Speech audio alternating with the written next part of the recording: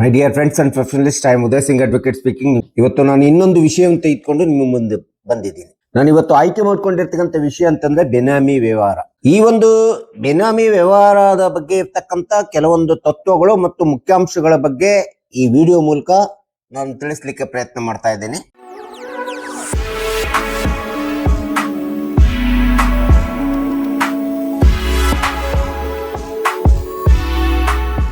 Benami transaction ಅಥವಾ benami property ಅಂತೇಳಿ ನೀವುಗಳೆಲ್ಲರೂ ಸಹಜವಾಗಿ ನಾವು ಕೇಳಿರ್ತೀವಿ. ಈ ಬೆನಾಮಿ ಆಸ್ತಿ ಎಂಬತಕ್ಕಂಥದ್ದು ಈ ರೀತಿ ಆಸ್ತಿ ಮಾಡಬಾರ್ದು ಅಂತ ಹೇಳ್ಬಿಟ್ಟು ಬೆನಾಮಿ ಆಸ್ತಿ ವ್ಯವಹಾರ ತಡೆ ಕಾಯ್ದೆ 1988ರಲ್ಲಿ ಬಂದಿದೆ. ಅದನ್ನ ತಿದ್ದುಪಡಿ ಮಾಡಿಬಿಟ್ಟು 2016ರಲ್ಲಿ the prevention of the benami property act ಅಂತ ಹೇಳ್ಬಿಟ್ಟು ತಿದ್ದುಪಡಿ ಮಾಡಿರ್ತಕ್ಕಂಥದ್ದು ನಾವು ನೋಡಿ. ಈ ಬೆನಾಮಿ ವ್ಯವಹಾರ ಅಂತಂದ್ರೆ ಬೇರೆಯವರ ಹೆಸರಿನ ಮೇಲೆ ಅಥವಾ ತನ್ನ ಹೆಸರಿಲ್ಲದೆ ಇರ್ತಕ್ಕಂಥ ಒಂದು ಅರ್ಥವನ್ನ ತೋರಿಸ್ತದೆ. ಯಾವುದೇ ಆಸ್ತಿಯಲ್ಲಿ ಆ ಆಸ್ತಿ ಮೇಲೆ ಬೇರೆಯವರ ಹೆಸರು ಇರ್ತದೆ, ಆದ್ರೆ ತನ್ನ ಸ್ವಂತ ಮಾಲೀಕನ ಹೆಸರು ಇರೋದಿಲ್ಲ. ಹಾಗಾದ್ರೆ ಬೆನಾಮಿ ಪ್ರಾಪರ್ಟಿ ಅಂದ್ರೆ ಏನು? ಒಬ್ಬ ವ್ಯಕ್ತಿ ತನ್ನದೇ ಆದಂತ ಹಣವನ್ನ ಹೂಡಿಕೆ ಮಾಡಿಬಿಟ್ಟು ಇನ್ನೊಬ್ಬರ ಹೆಸರು ಮೇಲೆ ಹೂಡಿಕೆ ಮಾಡಿಬಿಟ್ಟು ಬೇರೊಬ್ಬರ ಹೆಸರು ಮೇಲೆ ಅಥವಾ ಮತ್ತೊಬ್ಬರ ಹೆಸರು ಮೇಲೆ ಆಸ್ತಿಯನ್ನ ಖರೀದಿ ಮಾಡಿಬಿಟ್ಟು ಆ ರೀತಿ ಖರೀದಿಸಿದ ಆಸ್ತಿಯ ಮೇಲೆ ಪ್ರತ್ಯಕ್ಷ ಅಥವಾ ಪರೋಕ್ಷವಾಗಿ ಅದರ ಸಂಪೂರ್ಣ ಫಲಾನುಭವವನ್ನ ಅಥವಾ ಅದರ ಪ್ರತಿಫಲವನ್ನ ಅನುಭವಿಸುತ್ತಿರ್ತಕ್ಕಂಥ ಆಸ್ತಿ ಏನಿದೆಯಲ್ಲ ಅದನ್ನ ಸಹಜವಾಗಿ ನಾವು ಬೆನಾಮಿ ಪ್ರಾಪರ್ಟಿ ಅಂತೇಳಿ ಕರಿತೀವಿ. ಬೆನಾಮಿ ಟ್ರಾನ್ಸಾಕ್ಷನ್ ಅಂತೇಳಿ ನಾವು ಇದಕ್ಕೆ ಹೇಳ್ತೀವಿ. ಸೊ ಇಂಥ ಒಂದು ಬೆನಾಮಿ ಟ್ರಾನ್ಸಾಕ್ಷನ್ ಆಗಬೇಕಾದ್ರೆ ಅತಿ ಪ್ರಮುಖವಾಗಿ ಇಬ್ಬರು ವ್ಯಕ್ತಿಗಳು ಇರಲೇಬೇಕು.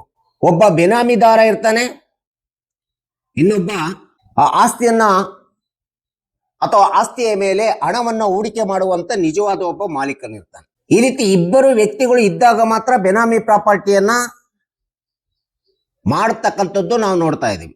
ಬೆನಾಮಿದಾರ ಅಂತಂದ್ರೆ ಅವನ ಹೆಸರಿನ ಮೇಲೆ ಆಸ್ತಿಯನ್ನ ಖರೀದಿ ಮಾಡಿರ್ತಾರೆ, ಆದ್ರೆ ಅವನ ಹೆಸರಿಗಷ್ಟೇ ಮಾಲೀಕನಾಗಿರ್ತಾನೆ, ಅವನು ಬೆನಾಮಿದಾರ ಆಗಿರ್ತಾನೆ. ಆದ್ರೆ ಆ ರೀತಿ ಖರೀದಿ ಮಾಡಿ ಅದರ ಮೇಲೆ ಹಣವನ್ನು ಹೂಡಿಕೆ ಮಾಡಿ ಆ ಖರೀದಿಸಿದಂತ ಆಸ್ತಿಯ ಮೇಲೆ ಎಲ್ಲ ಆಸ್ತಿಯಿಂದ ಬರ್ತಕ್ಕಂಥ ಫಲಾನುಭವನ್ನ ಅನುಭವಿಸುವಂತ ವ್ಯಕ್ತಿ ಮೂಲ ಮಾಲೀಕನಿರ್ತಾನೆ, ಅವನು ಮಾಲೀಕರಾಗಿರ್ತಕ್ಕಂಥದ್ದು ನಾವು ನೋಡ್ತಾ ಇರ್ತೀವಿ.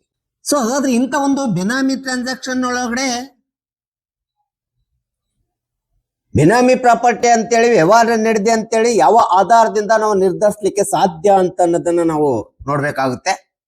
ಯಾವುದೇ ಒಂದು ಆಸ್ತಿ ಮಾಡಿದಂತ ಸಂದರ್ಭದಲ್ಲಿ ಆ ಒಂದು ಆಸ್ತಿ ಬೆನಾಮಿ ಪ್ರಾಪರ್ಟಿ ಹೌದೋ ಅಲ್ಲವೋ ಎಂಬತಕ್ಕಂಥದ್ದನ್ನ ನಿರ್ಧರಿಸಲಿಕ್ಕೋಸ್ಕರನೇ ಸರ್ವೋಚ್ಚ ನ್ಯಾಯಾಲಯ ಕೆಲವೊಂದು ತತ್ವಗಳನ್ನ ಕೆಲವೊಂದು ಅಂಶಗಳನ್ನ ಹೇಳಿರ್ತಕ್ಕಂಥದ್ದು ನಾವು ನೋಡ್ತೀವಿ.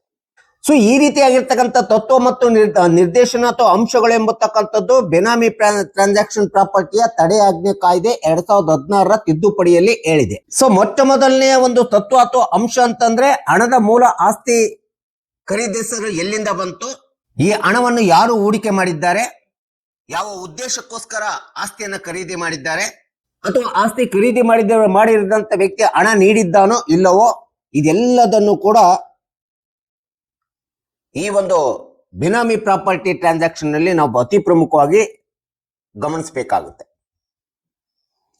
ಅಥವಾ ಅಂತ ಒಂದು ಆಸ್ತಿ ಖರೀದಿಸಲು ಬೇರೆ ಯಾರಾದ್ರೂ ವ್ಯಕ್ತಿಗಳು ಹಣವನ್ನು ಹೂಡಿಕೆ ಮಾಡಿದ್ದಾರೋ ಎಂಬತಕ್ಕಂಥದ್ದನ್ನು ಸಹ ಇಲ್ಲಿ ಅತಿ ಪ್ರಮುಖವಾಗಿ ಪರಿಗಣಿಸತಕ್ಕಂಥದ್ದನ್ನು ನಾವಿಲ್ಲಿ ನೋಡ್ತಾ ಇದ್ದೀವಿ. ಇದು ಒಂದು ಮಹತ್ವಪೂರ್ಣವಾದಂತ ತತ್ವ ಅಂತೇಳಿ ನಾವು ಹೇಳ್ಬೋದು. ಇನ್ನು ಯಾವುದೇ ಒಂದು ಆಸ್ತಿಯನ್ನ ತನ್ನ ಹೆಸರಿನ ಮೇಲೆ ಖರೀದಿಸದೆ ಬೇರೆಯವರ ಹೆಸರಿನ ಮೇಲೆ ಅಥವಾ ಇನ್ನೊಬ್ಬರ ಹೆಸರಿನ ಮೇಲೆ ಖರೀದಿಸಲಿಕ್ಕೆ ಕಾರಣ ಏನು, ಉದ್ದೇಶ ಏನು, ಯಾವ ಉದ್ದೇಶದಿಂದ ಬೇರೆಯವರ ಹೆಸರು ಮೇಲೆ ಖರೀದಿಸಿದ್ದಾರೆ, ಉದಾಹರಣೆಗೆ ತೆರಿಗೆ ವಂಚನೆ ಮಾಡ್ಲಿಕ್ಕೋಸ್ಕರನೋ ಅಥವಾ ಕಳ್ಳತನದಿಂದ ಅಥವಾ ಸಾಲಗಾರರಿಗೆ ಕಣ್ತಪ್ಪಿಸಿ ಆಸ್ತಿಯನ್ನ ಗಳಿಸಬೇಕೆಂಬತಕ್ಕಂಥ ಉದ್ದೇಶಕ್ಕೋಸ್ಕರನೋ ಅಥವಾ ಖರೀದಿಸಿದಂತ ಆಸ್ತಿ ಯಾರಿಗೂ ಗೊತ್ತಾಗಬಾರದು ಎಂಬತಕ್ಕಂಥ ಬಚ್ಚಿಡುವಂತ ಒಂದು ಉದ್ದೇಶಕ್ಕೋಸ್ಕರನೋ ಅಥವಾ ಕಪ್ಪು ಹಣವನ್ನ ಬಿಳಿ ಹಣವನ್ನಾಗಿ ಪರಿವರ್ತನೆ ಮಾಡ್ಲಿಕ್ಕೋಸ್ಕರ ಮಾಡಿರ್ತಕ್ಕಂಥ ಅಂಶನು ಎಂಬತಕ್ಕಂಥ ಎಲ್ಲ ಅಂಶಗಳನ್ನ ಪರಿಗಣಿಸಲಾಗ್ತದೆ ಅಂತೇಳಿ ಸುಪ್ರೀಂ ಕೋರ್ಟ್ ಹೇಳ್ತಾ ಇದೆ, ಸರ್ವೋಚ್ಚ ನ್ಯಾಯಾಲಯ ಹೇಳ್ತಾ ಇದೆ ಬೆನಾಮಿ ವ್ಯವಹಾರ ತಡೆ ಕಾಯ್ದೆ 2016ರಲ್ಲಿ ಹೇಳಿರ್ತಕ್ಕಂಥ ಒಂದು ಕಾಯ್ದೆಯಲ್ಲಿ. ಇನ್ನೊಂದು ಅತಿ ಪ್ರಮುಖವಾದಂತ ತತ್ವ ಅಂತಂದ್ರೆ ಪ್ರಸ್ತುತ ಆಸ್ತಿ ಯಾರ ಹೆಸರಿನಲ್ಲಿದೆ, ಮತ್ತು ಅದರ ಸಂಪೂರ್ಣ ನಿಯಂತ್ರಣ ಯಾರು ಮಾಡ್ತಾ ಇದ್ದಾರೆ ಎಂಬತಕ್ಕಂಥದ್ದು ಸಹ ತುಂಬಾ ಅತಿ ಪರಿಗಣನೆಗೆ ತೆಗೆದುಕೊಳ್ತಕ್ಕಂಥದ್ದು ನಾವು ನೋಡ್ತಾ ಇದ್ದೀವಿ ಬೆನಾಮಿ ಪ್ರಾಪರ್ಟಿ ಒಳಗಡೆ ಅಥವಾ ಬೆನಾಮಿ ಟ್ರಾನ್ಸಾಕ್ಷನ್ಸ್ ನಲ್ಲಿ. ಇನ್ನು ಈ ರೀತಿ ಖರೀದಿಸಿದಂತ ಆಸ್ತಿ ಬೆನಾಮಿ ಟ್ರಾನ್ಸಾಕ್ಷನ್ ನಲ್ಲಿ ಆಗಿರ್ತಕ್ಕಂಥ ಪ್ರಾಪರ್ಟಿ, ಅದರ ಮೂಲ ದಾಖಲೆಗಳು ಯಾರ ಹೆಸರಿನ ಮೇಲೆ ಇವೆ, ಅದರ ಸೇಲ್ ಡೀಡ್ ಕ್ರಯ ಪತ್ರ ಯಾರ ಹತ್ತಿರ ಇದೆ, ಯಾರ ಬಳಿ ಇದೆ, ಇದು ಸಹ ತುಂಬಾ ಪರಿಗಣನೆ ತೆಗೆದುಕೋಬೇಕಾಗುತ್ತೆ. ಅಂತ ಒಂದು ಸೇಲ್ ಡೀಡ್ ಸಹಜವಾಗಿ ನೈಜವಾಗಿ ಯಾರು ಹಣವನ್ನು ಹೂಡಿಕೆ ಮಾಡಿರ್ತಾನೆ ಇನ್ನೊಬ್ಬರ ಹೆಸರ ಮೇಲೆ ಮತ್ತು ಆಸ್ತಿಯನ್ನು ಖರೀದಿ ಮಾಡಿರ್ತಕ್ಕಂಥ ಮೂಲ ಮಾಲೀಕನಂತೇನಿರ್ತಾನೆ, ಆ ಮೂಲ ಮಾಲೀಕನಲ್ಲಿ ಈ ಒಂದು ಬೆನಾಮಿ ಟ್ರಾನ್ಸಾಕ್ಷನ್ ಇಂದ ಆಗಿರ್ತಕ್ಕಂಥ ಪ್ರಾಪರ್ಟಿಯ ಒಂದು ಕ್ರಯ ಪತ್ರ ಇರ್ಬೋದು, ಇನ್ನು ಮೂಲ ದಾಖಲೆಗಳು ಅವನಲ್ಲೇ ಇರ್ತಕ್ಕಂಥದ್ದು ನಾವು ಸಹಜವಾಗಿ ನೋಡ್ತೀವಿ. ಸೊ ಬೆನಾಮಿ ಪ್ರಾಪರ್ಟಿಲಿಂದ ಬರ್ತಕ್ಕಂಥ ಯಾವುದೇ ಒಂದು ಆದಾಯ ಅಂತ ಏನಿದೆ, ಸೋರ್ಸಸ್ ಆಫ್ ಇನ್ಕಮ್ ಅಂತ ಏನ್ ಹೇಳ್ತೀವಲ್ಲ, ಉದಾಹರಣೆಗೆ ಯಾವುದೋ ಒಂದು ಬಿಲ್ಡಿಂಗ್ ಗಳನ್ನ ಖರೀದಿ ಮಾಡಿರ್ತಾನೆ ಬೆನಾಮಿ ಪ್ರಾಪರ್ಟಿ ಅಂತೇಳಿ, ಆ ಬಿಲ್ಡಿಂಗ್ ಗಳನ್ನ ಬಾಡಿಗೆಗೆ ಕೊಟ್ಟಿರ್ತಾರೆ. ಇಂಥ ಒಂದು ಬಾಡಿಗೆಲಿಂದ ಬೆನಾಮಿ ಪ್ರಾಪರ್ಟಿ ಟ್ರಾನ್ಸಾಕ್ಷನ್ ಇಂದ ಆಗಿರ್ತಕ್ಕಂಥ ಆಸ್ತಿಯ ಬಾಡಿಗೆ ಹಣ ಅಂತೇನಿದೆ, ಆ ಬಾಡಿಗೆ ಹಣ ಯಾರಿಗೆ ಹೋಗ್ತಾ ಇದೆ, ಯಾರು ಆ ಹಣವನ್ನು ಅನುಭವಿಸ್ತಾ ಇದ್ದಾರೆ ಮತ್ತು ಆ ಒಂದು ಆಸ್ತಿಗೆ ತೆರಿಗೆ ಪಾವತಿ ಆಗ್ತಾ ಇದೆಯೋ ಇಲ್ಲೋ ಮತ್ತು ಅಂತ ಒಂದು ತೆರಿಗೆ ಪಾವತಿಯನ್ನು ಯಾರು ಪಾವತಿಸುತ್ತಿದ್ದಾರೆ, ಇದೆಲ್ಲ ಅಂಶಗಳನ್ನ ಬೆನಾಮಿ ಪ್ರಾಪರ್ಟಿ ಟ್ರಾನ್ಸಾಕ್ಷನ್ ಅಲ್ಲಿ ಅತಿ ಪ್ರಮುಖವಾಗಿ ಪರಿಗಣಿಸತಕ್ಕಂಥದ್ದು ನಾವು ಕಾಣ್ತಾ ಇದ್ದೀವಿ. ಇನ್ನು ಬೆನಾಮಿ ಪ್ರಾಪರ್ಟಿ ಯಾರ ಹೆಸರಿನಲ್ಲಿದೆ, ಯಾರು ಹಣವನ್ನು ಹೂಡಿದ್ದಾರೆ, ಹಣ ಹೂಡಿದಂತ ವ್ಯಕ್ತಿಯೇ ಅದನ್ನ ಫಲಾನುಭವನ ಅನುಭವಿಸ್ತಾ ಇದ್ದಾನೋ ಅಥವಾ ಅಪರಿಚಿತರೋ ಅಥವಾ ಸ್ನೇಹಿತರೋ ಅಥವಾ ಕುಟುಂಬದ ಸಂಬಂಧಿಕರ ಮೇಲೆ ಬೆನಾಮಿ ಟ್ರಾನ್ಸಾಕ್ಷನ್ ಅಥವಾ ಪ್ರಾಪರ್ಟಿ ಬಂದಿದೆಯೋ ಇಲ್ಲೋ ಎಂಬತಕ್ಕಂಥದ್ದನ್ನ ಇಲ್ಲಿ ಸ್ಪಷ್ಟವಾಗಿ ಪರಿಗಣಿಸ್ಬೇಕಂತೇಳಿ ಸುಪ್ರೀಂ ಕೋರ್ಟ್ ಹೇಳ್ತಾ ಇದೆ. ಸೊ ಇಂಥ ಒಂದು ಬೆನಾಮಿ ವ್ಯವಹಾರದಲ್ಲಿ ಅಥವಾ ಪ್ರಾಪರ್ಟಿಯಲ್ಲಿ ಬರುತ್ತಕ್ಕಂಥ ಕೆಲವೊಂದು ಇನ್ನೂ ಪ್ರಮುಖವಾದಂತ ಅಂಶಗಳಂತಂದ್ರೆ, ಯಾವ ಒಂದು ಪ್ರಾಪರ್ಟಿಯನ್ನ ನಾವು ಬೆನಾಮಿ ಪ್ರಾಪರ್ಟಿ ಅಂತೇಳಿ ಪರಿಗಣಿಸ್ಬೇಕು, ಯಾವುದನ್ನ ನಾವು ಬೆನಾಮಿ ಪ್ರಾಪರ್ಟಿ ಅಲ್ಲ ಅಂತೇಳಿ ಪರಿಗಣಿಸ್ಬೇಕಾದ್ರೆ ಸುಪ್ರೀಂ ಕೋರ್ಟ್ ಕೆಲವೊಂದು ಪ್ರಮುಖವಾದಂತ ಅಂಶಗಳನ್ನ ಹೇಳಿರ್ತಕ್ಕಂಥದ್ದು ನಾವು ನೋಡ್ತಾ ಇದ್ದೀವಿ. ಸೊ ಮೊಟ್ಟ ಮೊದಲನೇದಾಗಿ ಇದನ್ನ ಬೆನಾಮಿ ಪ್ರಾಪರ್ಟಿ ಅಂತೇಳಿ ಪರಿಗಣಿಸ್ಬೇಕಾದ್ರೆ ಆ ಆಸ್ತಿ ಬಂದಿರತಕ್ಕಂಥದ್ದು ಸ್ವರೂಪವನ್ನ ನೋಡ್ಬೇಕಾಗುತ್ತೆ. ಅಂತ ಒಂದು ಸ್ವರೂಪ ಅಂತಂದ್ರೆ ಅದು ಮೂವೇಬಲ್ ಪ್ರಾಪರ್ಟಿ ಇರ್ಬೋದು ಅಥವಾ ಇಮ್ಯೂವೇಬಲ್ ಪ್ರಾಪರ್ಟಿ ಇರ್ಬೋದು, ಚಿರಾಸ್ತಿ ಇರ್ಬೋದು ಅಥವಾ ಸ್ಥಿರಾಸ್ತಿ ಇರ್ಬೋದು. ಇಲ್ಲಿ ಚಿರಾಸ್ತಿ ಅಂತಂದ್ರೆ ಹಣ ಇರ್ಬೋದು, ಬಂಗಾರ ಇರ್ಬೋದು, ಇನ್ನು ಯಾವುದೇ ಒಂದು ದಾಖಲೆಗಳಿರ್ಬೋದು. ಸ್ಥಿರ ಆಸ್ತಿ ಅಂತಂದ್ರೆ ಭೂಮಿ, ಮನೆ, ಸೈಟ್ ಇನ್ನೇನೇ ಇರ್ಬೋದು. ಕೆಲವೊಂದು ಸಂದರ್ಭದಲ್ಲಿ ಕೆಲವೊಂದು ಆಸ್ತಿಯನ್ನ ಕಾನೂನಾತ್ಮಕವಾದಂತ ದಾಖಲೆಗಳ ಮೂಲಕ ಆಸ್ತಿಯನ್ನ ಇಟ್ಕೊಂಡಿರ್ತಾರೆ, ಅದರ ಅನುಭೋಗ ಯಾರೋ ಬೇರೆ ಮಾಡ್ತಾ ಇರ್ತಾರೆ. ಈ ಒಂದು ಪ್ರಮುಖ ಅಂಶವನ್ನು ಸಹ ನಾವು ನೋಡ್ಬೇಕಾಗುತ್ತೆ. ಕೆಲವೊಂದು ಸಂದರ್ಭದಲ್ಲಿ ಬೇರೆಯವರ ಹೆಸರಿನ ಮೇಲೆ ಆಸ್ತಿಯನ್ನು ಖರೀದಿ ಮಾಡಿರ್ತಾರೆ, ಹಣವನ್ನ ಯಾರೋ ಒಬ್ಬ ಮಾಲೀಕ ಹೂಡಿಕೆಯನ್ನ ಮಾಡಿರ್ತಾನೆ, ಅದರ ಅನುಭೋಗ ಇನ್ನೊಬ್ಬರು ಮಾಡ್ತಾ ಇರ್ತಾರೆ ಮತ್ತು ಅದರ ಫಲಾನುಭವವನ್ನ ಬೇರೆಯವರ ರೂಪದಲ್ಲಿ ಬೇರೆಯವರ ಕೈಲಿಂದ ಮೂಲ ಮಾಲೀಕರಿಗೆ ಬರ್ತಾ ಇರ್ತದೆ, ಹೋಗ್ತಾ ಇರ್ತದೆ. ಸೊ ಈ ಒಂದು ಅಂಶದಲ್ಲಿ ಬರುವಂತದ್ದು ಸಹ ಬೆನಾಮಿ ಟ್ರಾನ್ಸಾಕ್ಷನ್ ಅಥವಾ ಬೆನಾಮಿ ಪ್ರಾಪರ್ಟಿ ಅಂತೇಳಿ ನಾವು ಹೇಳ್ತೀವಿ. ಸೊ ಇಂಥ ಒಂದು ಟ್ರಾನ್ಸಾಕ್ಷನ್ ಅಥವಾ ಪ್ರಾಪರ್ಟಿಲಿಂದ ಬರ್ತಕ್ಕಂಥ ಯಾವುದೇ ಆದಾಯವಾದ್ರೂ ಸಹ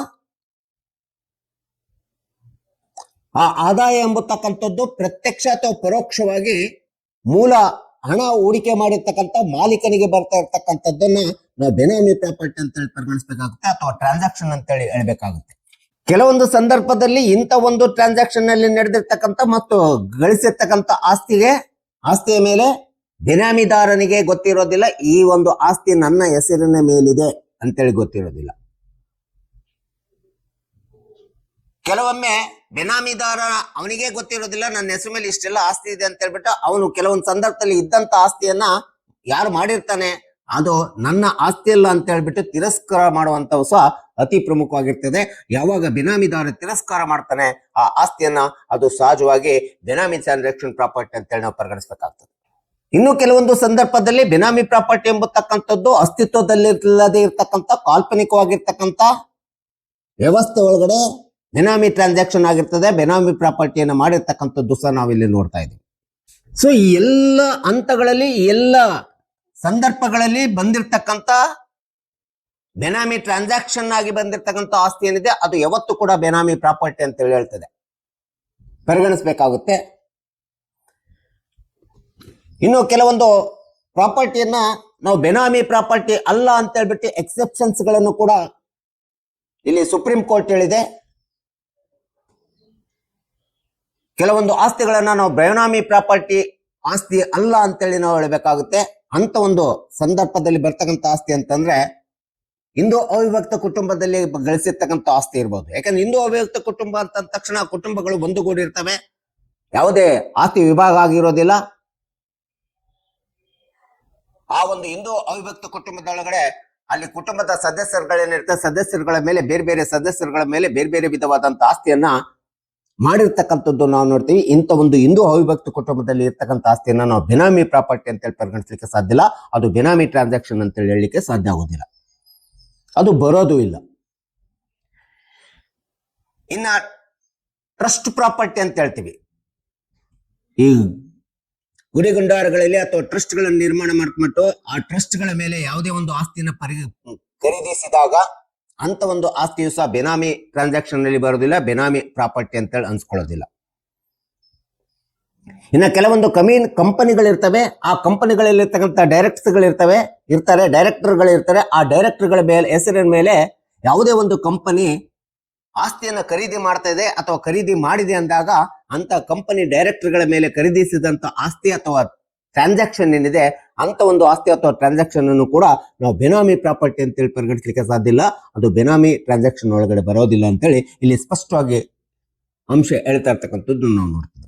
ಇನ್ನು ಕೆಲವೊಮ್ಮೆ ಸಂದರ್ಭದಲ್ಲಿ ಕುಟುಂಬದಲ್ಲಿ ಒಬ್ಬ ವ್ಯಕ್ತಿ ತಾನು ಸ್ವಯಾರ್ಜಿತ ಆಸ್ತಿಯನ್ನು ಮಾಡಿರ್ತಾನೆ, ತಾನು ಸ್ವಂತ ಆಸ್ತಿಯನ್ನು ಗಳಿಸಿರ್ತಾನೆ, ಸ್ವಂತ ದುಡಿಮೆಯ ಮೇಲೆ ಉದ್ಯೋಗದಲ್ಲಿ ಇದ್ದು ಆಸ್ತಿಯನ್ನು ಗಳಿಸಿರ್ತಾನೆ.